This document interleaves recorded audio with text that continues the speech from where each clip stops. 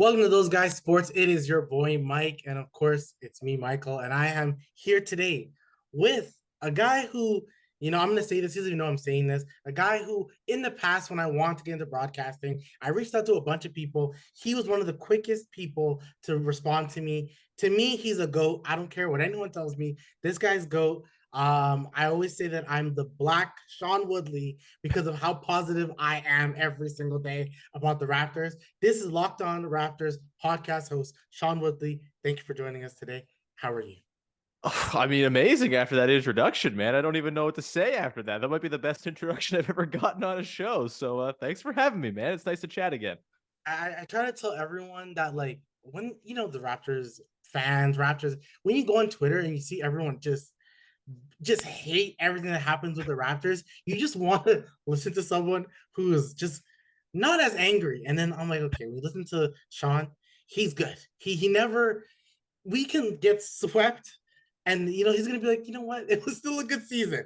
It was still good. I'm like, I need that in my life. All this negativity in this world, we need some positivity. And I think you bring that to the table. Hey, it's possible I'm insane and just like completely have like Raptors Stockholm syndrome. But honestly, with this stuff, it's basketball, man. It doesn't got to be that serious. And like, I still think if you're a Raptors fan who's like that upset, that angry, we're still less than one full Olympic cycle removed from the Raptors winning the whole championship. So Right. things are fine. Like ultimately, big picture, yes, things seem down right now. Finishing 500 is nowhere. No one wants to be there, but like things could be much worse. And also, the whole league is basically average at the moment, outside of like 3 or 4 teams. And then the Heat once the playoffs come around. And so, I have a hard time getting too down on things. If they screw up this summer and guys walk for nothing and they end up with a lesser roster next year because of it, then yeah, maybe I'll get a little angry. But for now, it's all good, man. We're talking ball, we're watching hoops, and it doesn't gotta be that serious. It never has to be that serious. And like the one thing that I love that you have mentioned before, and I've said it to multiple people.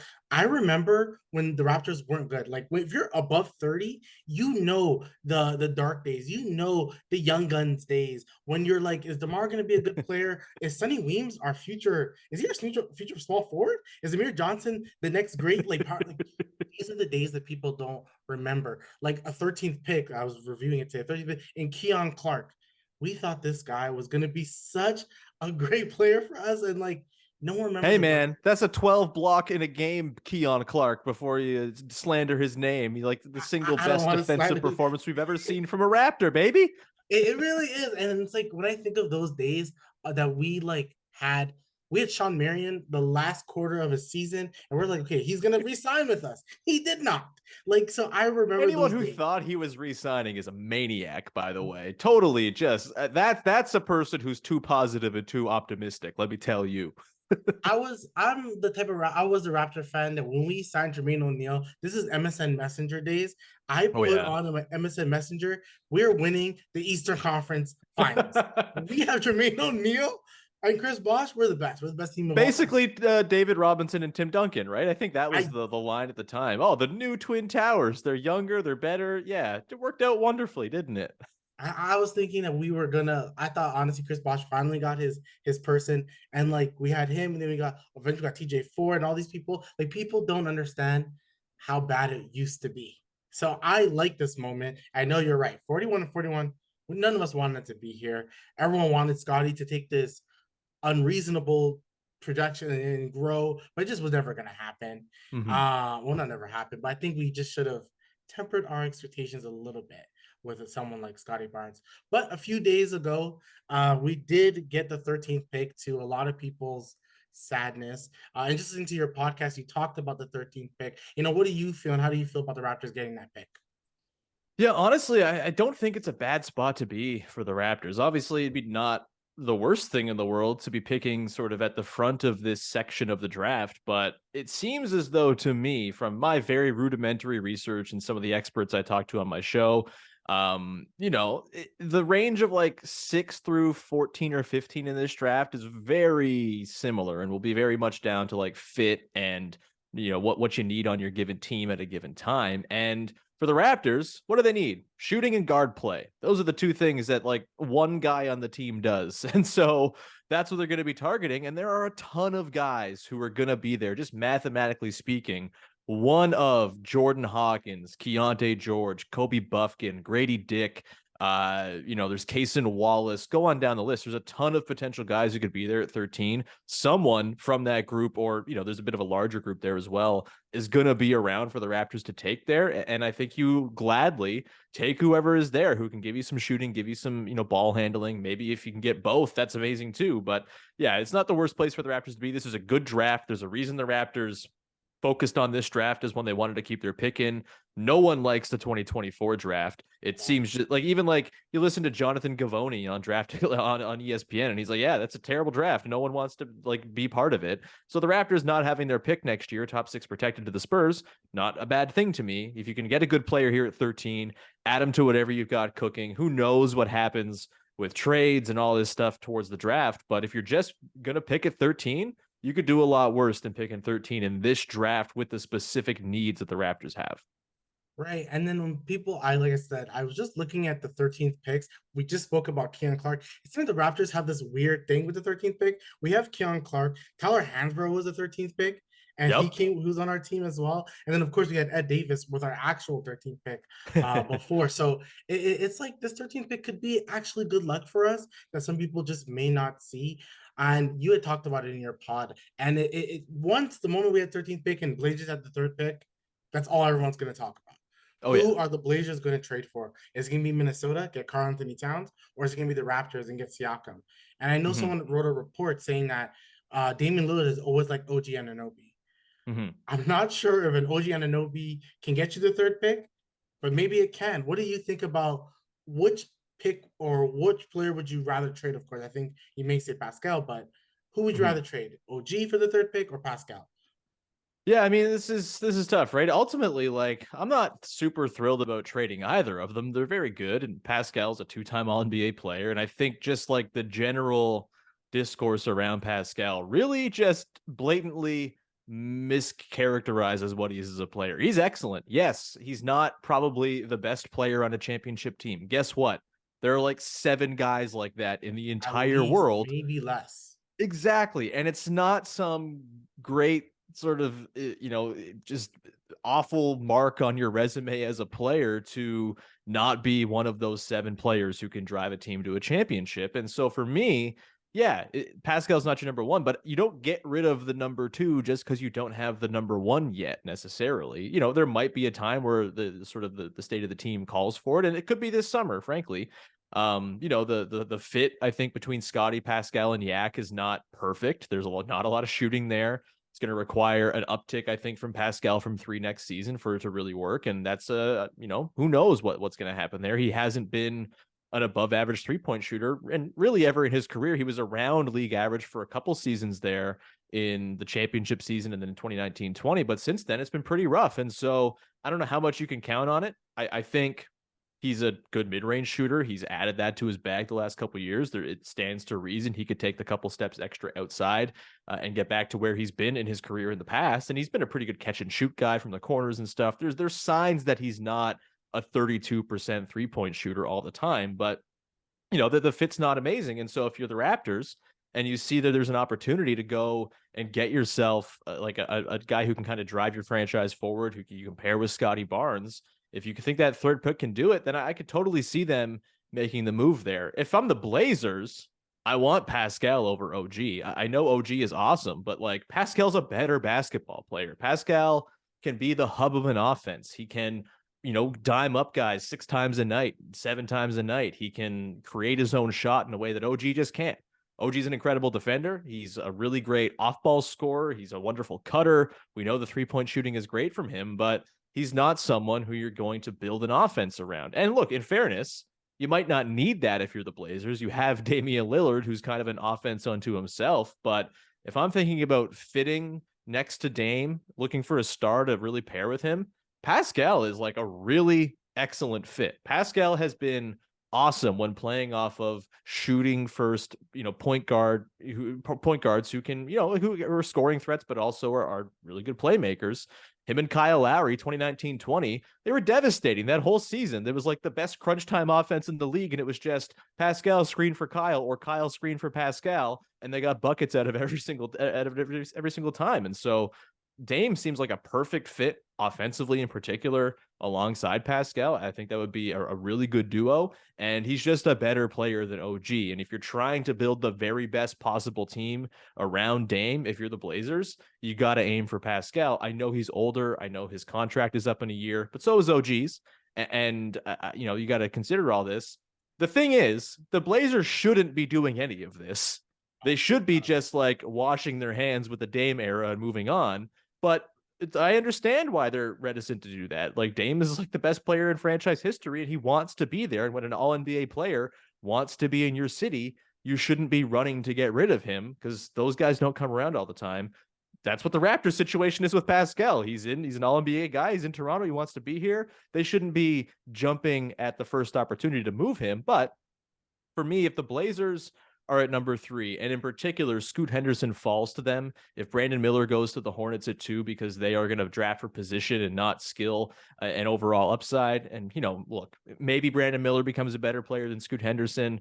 Maybe not. You know, there's all the off court stuff with Brandon Miller that is still very uncertain and unclear as to what actually happened in Alabama with that murder that went down. Not to say Brandon Miller was involved in it directly, but there's very clearly some sort of He was in the tangential. car that the Exactly. The guy who did it reporting was, yeah, paints his as him as like not uninvolved in what happened there. And right. so I don't really feel like being part of the Brandon Miller business. And honestly, for the Raptors, there's just you got too many forwards already, right? Like, and it just seems like a positional overlap situation that signs you up for all the same issues you dealt with this past year. And so I only look at this if Scoot's there.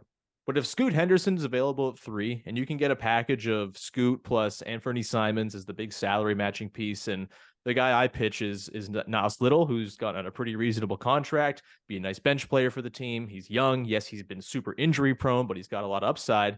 That to me is the kind of deal that you take if you're the Raptors. If that's available for Pascal Siakam, it sucks to say goodbye to Pascal, but Scoot Henderson might just be that good and that much of a franchise changer and that much of a good fit next to Scotty Barnes that maybe that's just the course you got to go forward and you kind of bite the bullet and make that trade for Pascal to the Blazers. Of course, the Blazers got to play ball on this.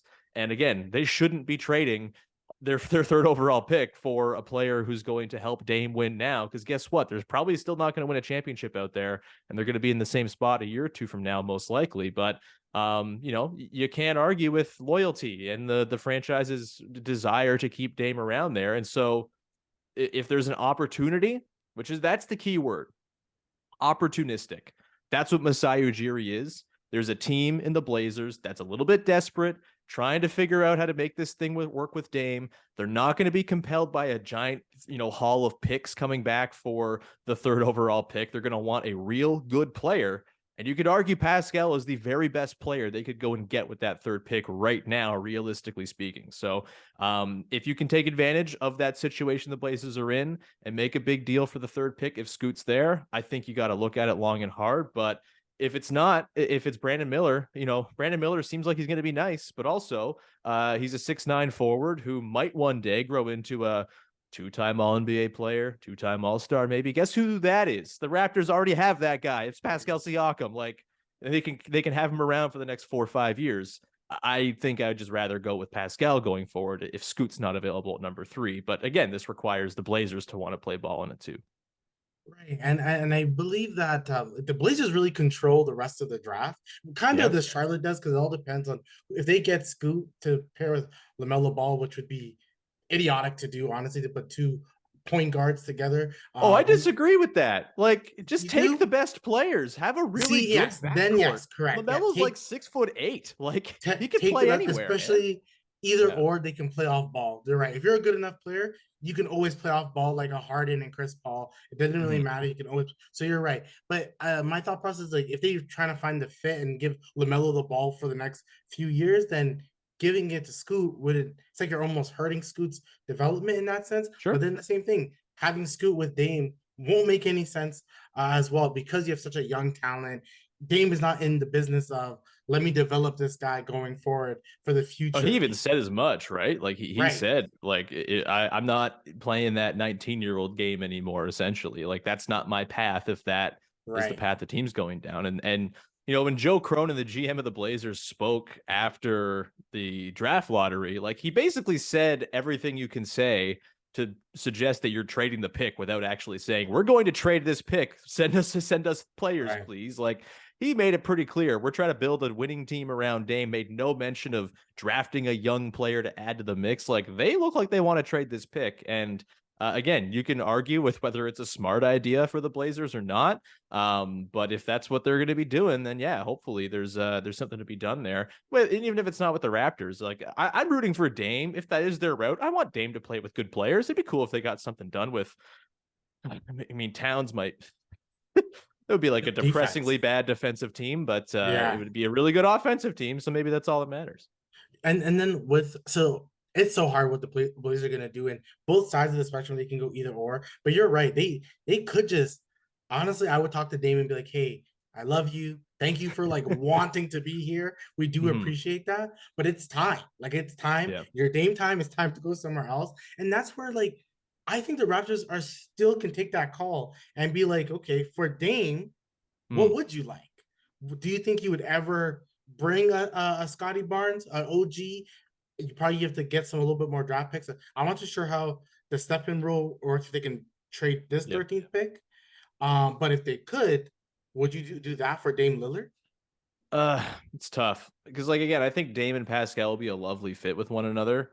I just don't really see a fit there that works for the Blazers because I'm not giving up Scotty Barnes for Damian Lillard at age 33, making $60 million like 4 years from now. It's just his contract's going to be nuts, and it's not his fault. Like, take your money, Dame, and it's like the NBA for setting up this supermax, which kind of almost devalues guys because of just the impossibility of trying to trade them. I mean, it's hard to even to just like find a team that can match the salary of Dame Lillard now, let alone down the line when he's making more money on an annual basis. Like it's really difficult. So like for the Raptors, you'd have to sign and trade them Fred, Yeah, send OG out, add in some other stuff. And then like why are the Blazers doing that, right? Like wouldn't they just like to be bad and sort of, you know, keep it young? Like they have no interest in a Fred Van Vliet if they don't have Damian Lillard. They probably don't have an interest in OG if they don't have Dame, considering he's going to be a free agent in a year. So I don't think there's any sort of realistic way to get there, unfortunately. You know, it's tough. The Raptors, like, they're not going to be in a position to make like a big player for player trade this summer, really, like they were last summer, just because they don't have guys under contract right now. right. You know, three pending UFAs, all three of whom could, in theory, be guys who go out. Look, you can still sign and trade them and add stuff to those deals. That's fine, but doing it with three guys is difficult. So I would bet against a big trade, honestly, for the Raptors this summer, unless that Blazers thing kind of materializes before the draft. I think it's going to be, you know, like I don't see a big teardown move. They don't have a first round pick going out next year. Dame would be lovely, but it just seems very unrealistic with the money he makes. And so, you know, I just at his age, it doesn't seem like all of the worth all of the stuff it would take to get it done. And again, I don't think the Blazers would really go for it anyway. Right. And that makes sense as well because why Dame's contract, you're right, 60 mil in the next like 3 to 5 years just won't seem worth it. You're not too sure what that's gonna get you. So you kind of want to win now. I think we can all tell that the Blazers do want to make a trade because Yeah. you gotta find something, but it's all depending on what you're gonna get. And I'm crazy, and I know it sounds crazy. I really don't want to pick up the phone with the Blazers unless the Mr. Shaden Sharp is involved in it. Right. I'd rather him because I want like if we're gonna go young, we're going young. I'll do whatever I have to do to make contracts work, but I would want Shaden Sharp too. And I'm not sure if the Blazers are really gonna go like, okay, getting a Pascal, is that it? We probably need something else. We're probably gonna need a Yeah. big center to really help us a lot. Like maybe Nurkic could help, but maybe someone better than Nurkic. Like they're gonna want to do more with that. So, and Yeah. then if we do that, then there's no way Fred is gonna want to stay. He's gonna want to find his own team. Yeah, it's a big like there's a lot of moving parts and I think like the whole league is going to be very chaotic this summer. There's a lot of pissed off teams that just lost in the playoffs. There's a lot of teams that are looking at sort of really difficult situations. You got the Bucks with their pending UFAs and like do they keep Chris Middleton and Brooke Lopez at age 33 and 35 respectively? Do they They just like lock themselves into this team. Who are they going to hire as their coach? Like, there's a lot of flux in the NBA, and I honestly, I think that honestly might be the argument for why the Raptors should maybe sit this whole thing out. I think they'll probably get caught up in it some way, shape, or form in terms of the player movement that's going to go down. But there's a world in which like there's a massive shift in the way just the landscape of the league looks in a year's time. Like, who knows what's going to happen with Philly? Who knows what's going to happen with the Bucks. Nets? Are they going to make a big trade? The Bucks obviously are aging. They're still good, but for how much longer are they good around Giannis? And then the Celtics, obviously they're a thing, but if they lose in the conference finals, obviously Jaylen Brown has it's all kind of on his plate. Like, he could get the Supermax now. He made All NBA. Maybe that's enough, but maybe he doesn't want to be there anymore. Like, there's been some weird Jaylen Brown stuff. And so there's going to be a lot of player movement this summer. I think there's going to be a lot of chaos and a lot of teams kind of jockeying and making moves. And while it's nice to be part of that, there's also a chance that like all these teams make massive moves and kind of set themselves up or take steps back. And if the Raptors kind of ride it here, stay status quo, keep their guys if they can, run it back for next year. I know no one wants to hear run it back, but to me, patience is like the most underrated thing that a front office can use in the NBA. And I think there's an argument for being like, let's sit out this summer that's going to be like totally manic. See if we can maybe take advantage. Maybe we pop into a trade where there's a 3-teamer and they can do something like the Cavs did with Jared Allen, for example. You become the beneficiary of massaging a deal. You've got guys to sign and trade. Maybe that becomes part of it. But ultimately, like, I don't know if the Raptors are going to be the biggest players this offseason. And I think that's kind of okay. Like, there's going to be a lot of stuff going down. Not all of it is going to work for the teams that get involved in it. And you could come out on the other side in an Eastern Conference where you look around and it's like, huh, are we like the sixth best team? Like, what's going on here? Like, I don't think that's crazy for a team that finished the year 15-11 with Jakob Poeltl, had a positive scoring differential, was number 6 in defense. Like, it's not nearly as bad as everyone wants to paint it as. It sucks they lost in the play-in the way they did because it kind of left a sour taste in everybody's mouths. But I ultimately think, that if you just kind of roll this back, the way I've kind of compared this season feels a lot to me like the 2014-15 season, coming on the heels of a really exciting, fun year where you kind of surprise, you win 48 games by accident. You go and you give the Sixers a run for their money, not as much as you wanted to, but injuries and health play into that a little bit. And then you come back in the next year and it's like, all right, great, this is going to be awesome. And then it just doesn't quite click. There are some moments, Lou Williams going off in Cleveland. There's, you have those stretches where it looks pretty good. Kyle has a great run. You start like 23-7 that season, but then ultimately you kind of limp into the finish. You get swept by the Wizards, and they could have easily just blown it up then and said, you know what, this is not a team. We've lost in the first round 2 years in a row. This is not a team worth investing in. We're pretty glad they didn't blow it all up that summer, huh? Like, it turns out pretty good things came out of that eventually. I think there's a very real chance that could happen with this team as well. In the sort of, it's a different landscape now than it was 10 years ago. There's like the way less patience. There's way more urgency to go and make the big moves and make the big sexy trades. But sometimes just hanging out and riding the status quo actually can be a pretty good thing. And I honestly think that should be what the Raptors probably do this summer if all of their players want to be there and play ball. And I think you said the keyword patience. I know in a video that I made before the trade deadline, and it was like, what should the Raptors do? And I fully said, do nothing. Do nothing in the trade deadline. And it's crazy because like everyone hates it. People hate it to this day that, well, we should have tanked to get a higher seed. First of all, you never know that if we look at top tens down the past 20 years in the NBA draft, you'll see a lot of messed up. There's 2 point guards that got drafted before some would say arguably the best point guard of all time in Steph Curry. Like, let's never Yeah, the act like draft is like a crapshoot. Like, you just never at the know. very top, sure, Victor Wembanyama, he's going to be Yes, amazing. right. You don't just sell your soul for a 14% chance at Victor Wembanyama. You don't sell your soul for a Lance Stevenson 3-pointer. Like, that's Right. not what you do. Like, I'm just sorry. I know, oh, the Spurs got Wembanyama. Look at how right they did it all. Like, they've sucked for years now. They were Years, miserable to years. watch this season. I'm glad they got Wembanyama. Good for them. They don't get some pat on the back because the lottery balls fell their way when they had a 14% chance of getting it right. Like, for every Spurs, there's a Pistons that falls from 1 to 5, or There's a Magic Sacramento. There's the Kings who wait there for 10 years, just never winning the lottery. There's the Magic who, yes, they won the lottery last year, but spent the last 12 years waiting to win the Back. lottery. You get the Sixers, the process. What has the process gotten the Sixers so far? Things And go that's the wrong in the key. NBA. That's the key. The pro like Mm-hmm. this the 76ers are like they sucked for so long to get the MVP to never make it to the third round.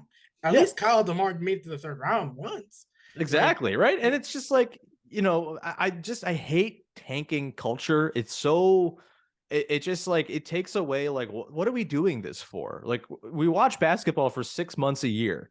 Like, are we just gonna say that the 6 months a year we spend watching basketball, who cares about that? It means nothing. Like, no, it does mean something. This is like why we're fans, yeah, and it's I cool want to to watch a pretty good team. I know the I want to Raptors watch this us year. win games. I want to watch that. Like it Exactly. sucks. It's heartbreaking to lose in the playoffs, but I want to win games. And I think that's the issue. Sometimes I find with like Raptor fans or others, not everyone, of course, where it's just like, why are we talking about tanking? Why would you Hmm. even mention that? I agree. I kind of think you make it wait. You kind of see the landscape because look at the coaching. The past Yep. 4 or 5 coaches who won a title are all gone. It's only Hmm. Spo, Popovich, and who else is left now? I think it's Rick Carlisle's won a title before, but right, on a different team now. Yeah. right, and everyone's just gone. And the one thing I don't want to dive into too much, 'cause I think you may agree with this. Nick Nurse was way more of a problem than people are really discussing. Good coach, and sometimes I could once again I'm crazy when I say certain things. I like doing Casey a lot, okay? And Nick Nurse won the title, but I do not think Nick Nurse was the greatest coach of Raptors history. I just don't. Pound the Rock, he gave us so much confidence. Like we wouldn't be here Hmm. without him. That's how I Yeah. kind of see. Like he is the genesis of it all. Like I like doing KCL. I just believe what he did for the team. Of course, playoff failures and all that stuff. Nick Nurse is probably better at adjusting and doing certain things, but my coach sometimes is doing casing, and I hope whoever is coming in the future has that kind of same feel of starting something fresh Yeah. for this team. Yeah, I mean, with the coach situation, right? Like, I think Nurse was, I think, objectively like a better in-game coach than Casey was. Like, he pulled the right levers, pressed the right buttons, really handled the matchups well, threw everything at his disposal to win every single individual game, which you want in the playoffs if you're a really good team. Honestly, I think the Bucks should go and hire Nick Nurse right now. Right. He's the kind of guy, the adjustments he can make, like that's a perfect fit for the timeline that team is on.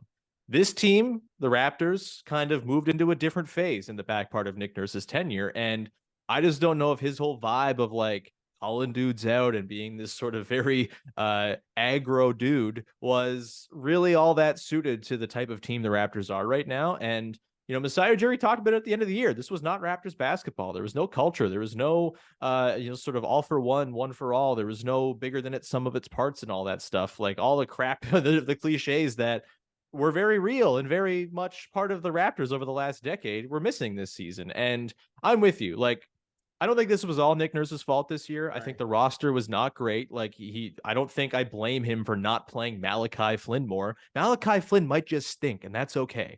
Guys stink sometimes. That's fine. But ultimately, like it just he didn't clearly manage the room very well. And once that happens, it doesn't matter. You can have all the X's and O's in the world.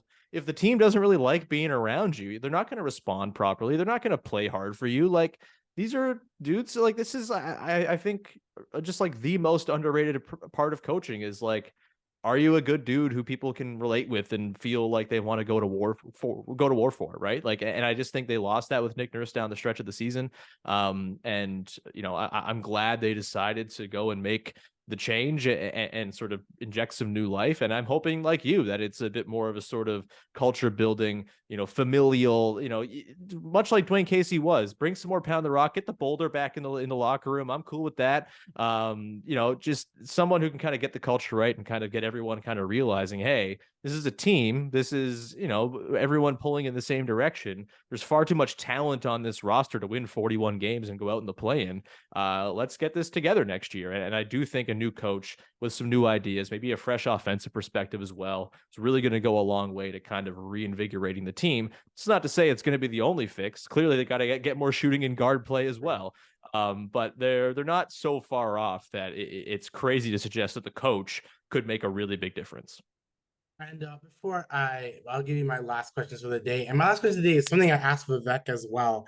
And Yeah. it's something that's just been on my mind because, of course, I love the Raptors. I love Pascal. I wouldn't want to trade him either. I'm all about loyalty and all about, kind of keeping the good players good. Obviously, you had to make the DeMar trade. That's fine. We understand that. Mm-hmm. But I kind of like keeping the core. Big Norman Powell fan. Like, I don't like losing certain players. Now, with Pascal, people sometimes have said like kind of Giannis or some other players.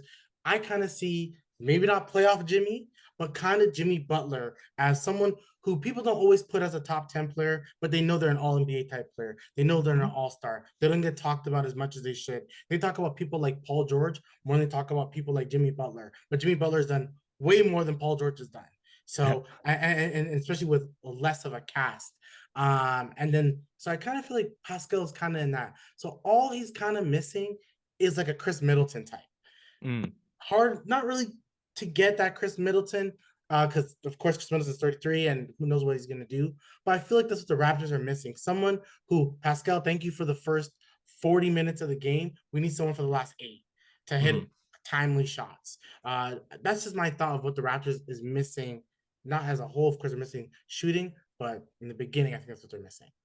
Yeah, like I said, Pascal's not a number one on a championship team. Again, that's not some great indignity. That's totally fine. And I think, it'd be really nice if he was Jimmy Butler. Jimmy Butler to me is just like, I mean, he might be just like a top 5 player, and Right. he just naps through the regular season and only busted out for the playoffs. But he's just like a top 5 player, and it's incredible. He's basically like if Michael Jordan got drafted 30th overall and like was scorned by 29 teams and spent his whole career just fueled by piss and vinegar. Like it's incredible. Exactly. It's really awesome. But yeah, I think Pascal, the way like the level he's at, we've seen he can be the hub of an offense and carry you to pretty decent success, not championship success, but pretty decent success.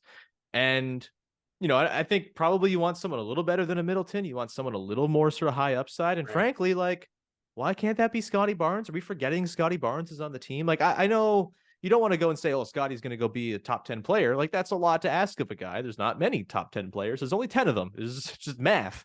But the way that he takes over games sometimes, the flashes of Scotty Barnes when he's at peak Scotty Barnes, it's like, oh, okay, I get what they're doing here. This is you try to overlap Pascal's late prime with Scotty's early prime. And if Scotty can be that dude for you, then you're laughing. I don't think we know yet if Scotty's going to be that dude. And hey, look, odds are he's probably not. But I think as of right now, you don't have enough information on Scotty Barnes to make a giant call about what fits around him.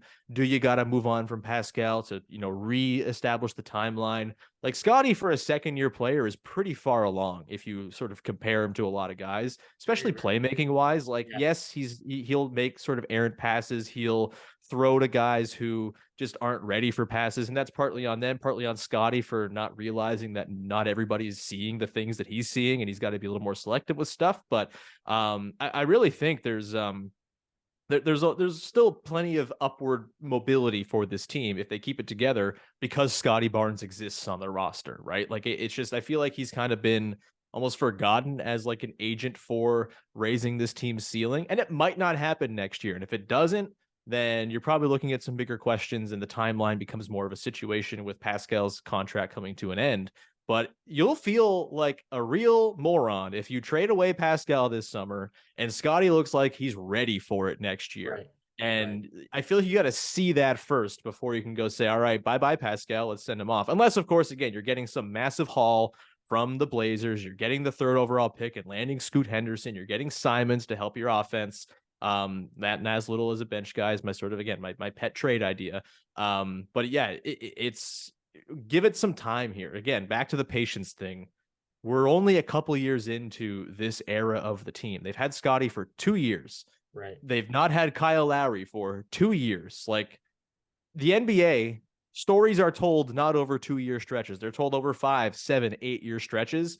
give it some time to see if there's actually something to build here, if there's a real fun era of Raptors basketball to be mined from this group. And look, it's probably not going to be all of these core guys coming together to make some sort of championship team, but some of these guys certainly can be there. And then you use the guys you have on the roster to then upgrade when you have to. That's kind of my view on things. The contract situations this offseason make it all more complicated, of course, but I'm perfectly all right not making any sort of bold, grand, sweeping decisions right now because I just don't think we have all that much information. We actually have as much information that this team is a middling 41-41 team as we do that it's a really exciting 48-win team that has, can beat the very best teams in the league on any given night.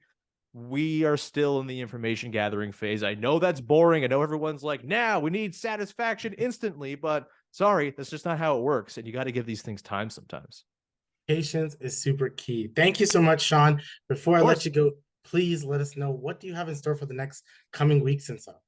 Yeah, I mean, a lot of draft stuff, a lot of end of season stuff. I've got my Ranking Every Raptors series that I'm trying to get out more regularly on the YouTube channel. It takes a lot of time to put that together. Yes. So with the busy draft stuff, it's been a little bit on the back burner, but there will be, by the end of the summer, we'll have ranked every Toronto Raptor on the YouTube channel. So go check out Lockdown Raptors wherever you get your podcast, YouTube, all the audio apps, all that good stuff. Thanks for having me, man. Perfect. Thank you so much, Sean. Once again, those guys sports with Sean Woodley, the GOAT. Don't care what he says. It's the GOAT, one of the greatest Raptors guys, just good person in general. Thank you for having thank you for coming on to this as well. Thank you again. Make sure you guys like and subscribe. I'll talk to you guys again. Peace.